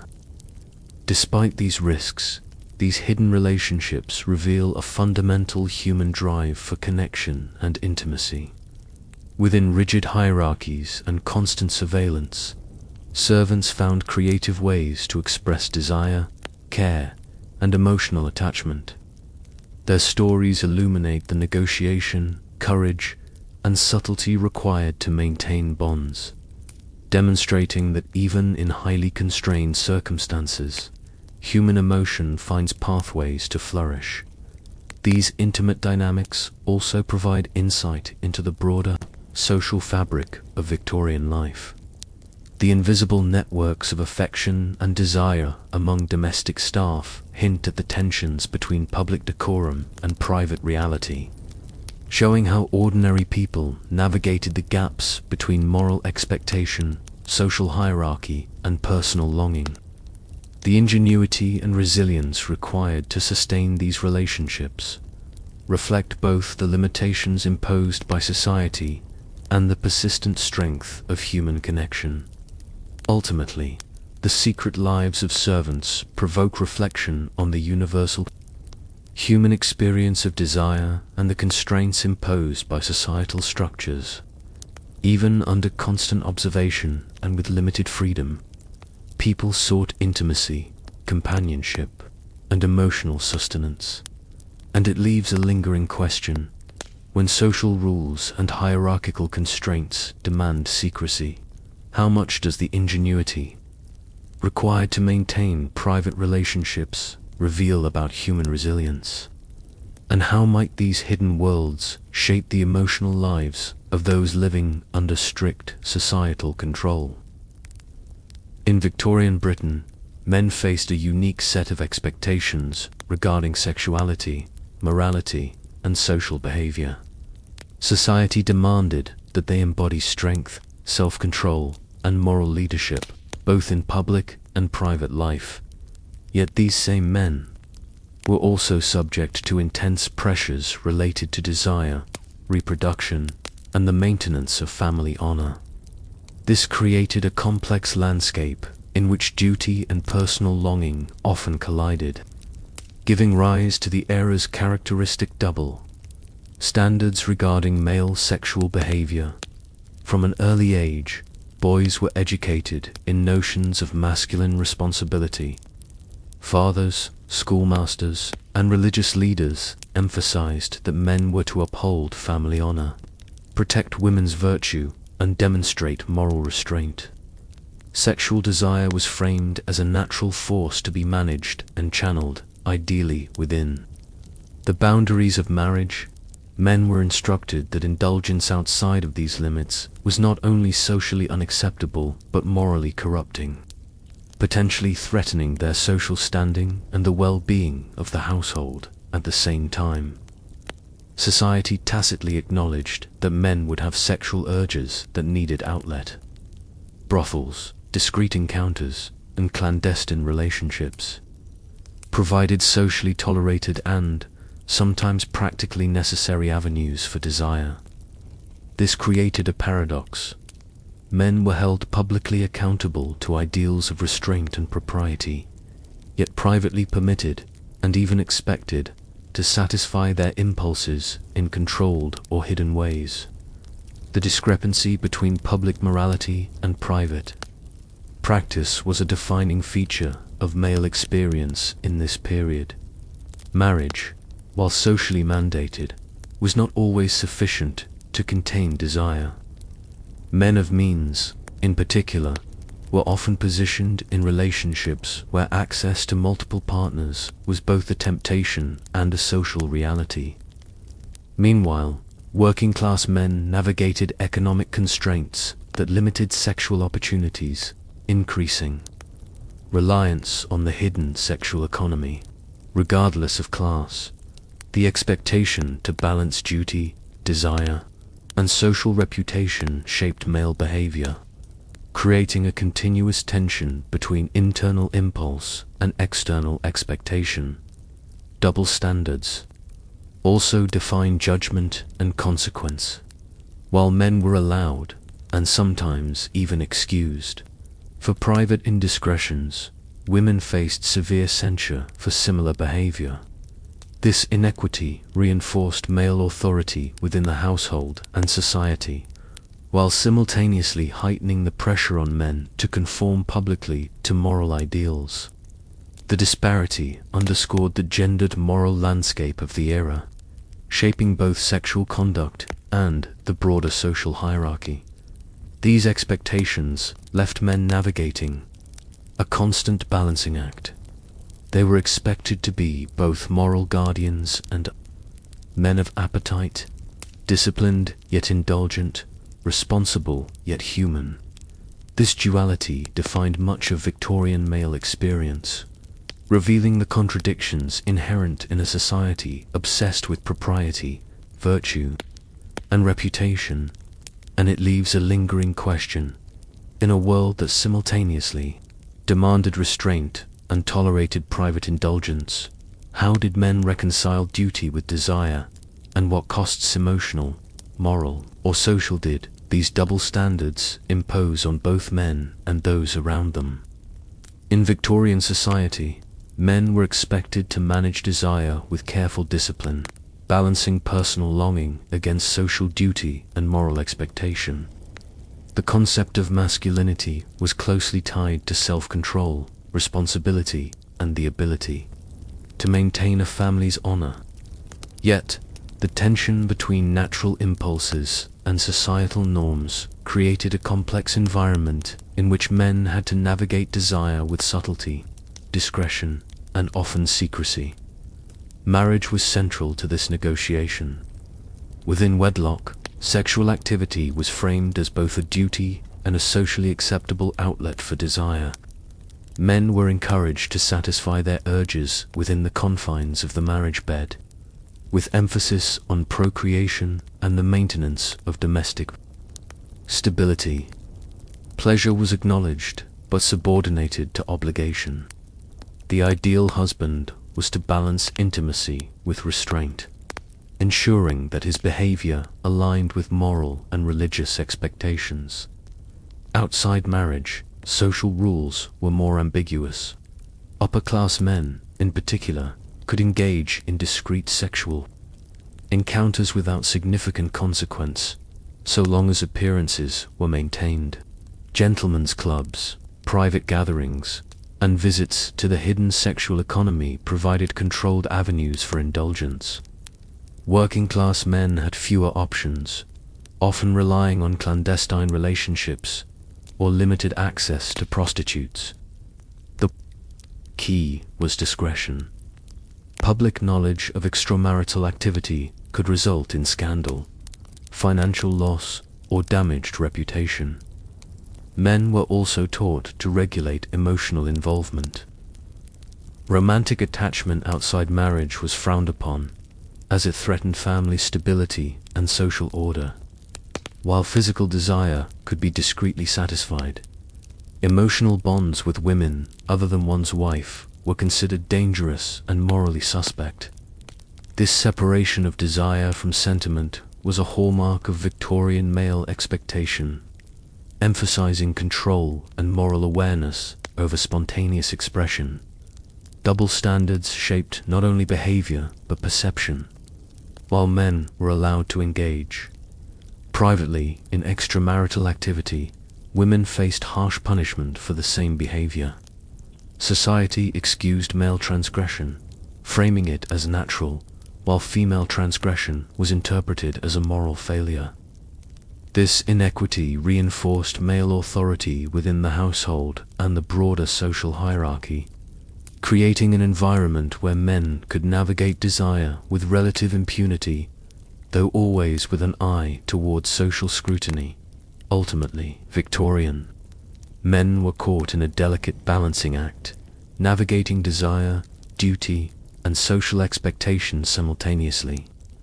They were taught to satisfy natural urges discreetly, uphold domestic and moral responsibilities, and protect family reputational, while negotiating the inherent contradictions of a society that imposed strict rules but tacitly condoned private indulgence. This raises a question that echoes across time.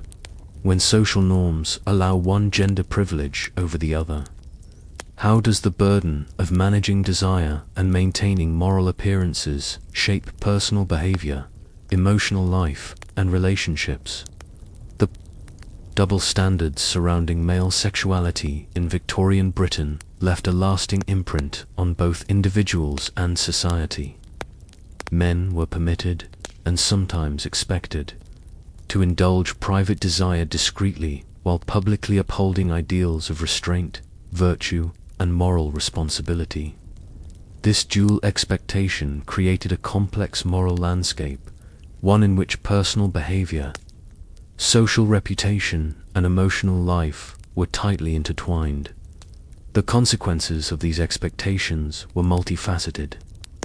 On one hand, the allowance for private indulgence enabled men to navigate natural impulses without severe social or legal repercussion. On the other hand, the constant tension between duty and desire could generate anxiety, secrecy, and a sense of moral responsibility that weighed heavily over time. Husbands were tasked not only with personal self-control, but also with the moral oversight of their wives and families, reinforcing patriarchal authority while intensifying personal pressure. Emotional consequences were also significant. The separation of desire from sentiment, especially in extramarital contexts, often meant that men compartmentalized intimacy, creating a distance between physical satisfaction and emotional attachment. This distancing could affect marriages, friendships, and social bonds, as the careful negotiation of desire required vigilance and sometimes deception. For men of higher social standing, the ability to discreetly indulge without consequence could mask the emotional cost, while working-class men faced both limited options and heightened moral scrutiny. The broader social impact of these double standards was equally profound. Women were subjected to intense surveillance of their sexual behavior, while men's actions were often excused or normalized. This inequity reinforced patriarchal power structures, shaped family hierarchies, and perpetuated social norms that equated masculinity with self-control, authority, and moral supervision.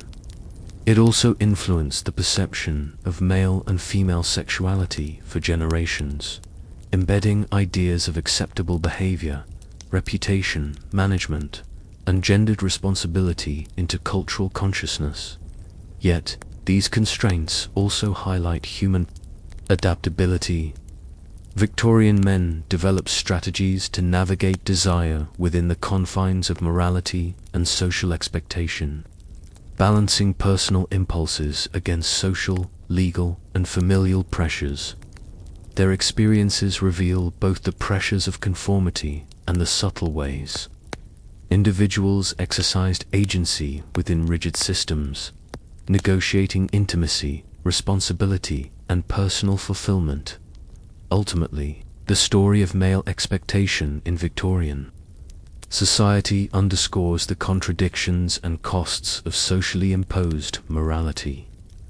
Men were taught to be simultaneously disciplined and indulgent, moral guardians and participants in private pleasure, creating a life shaped as much by societal scrutiny as by personal choice. And it leaves a lingering question. When privilege allows one group moral latitude while imposing strict control on another, how does this affect the ethical, emotional, and relational fabric of society, and what lessons can we draw about fairness, accountability, and the consequences of double standards? And so, we come to the quiet end of tonight's journey, a soft closing to our reflections on what S3X was really like in the Victorian era.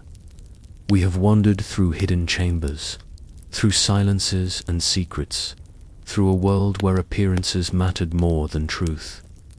Now the story rests, and so may you. Thank you, truly, for being here, for allowing these quiet moments of history to carry you a little closer to sleep. Wherever you are now, may your night be just as still as theirs once was. If you wish, you may stay connected, subscribe, and let these calm stories find you again. But only if it feels gentle, only if it feels right. There is no rush, no demand, just the open door of another night, another tale waiting when you are ready. So let us close with a breath of calm. Imagine the hush of snow settling on a roof, the soft glow of a candle fading into darkness, the quiet world folding itself into rest. Good night, dear listener. Sleep well and sleep deeply.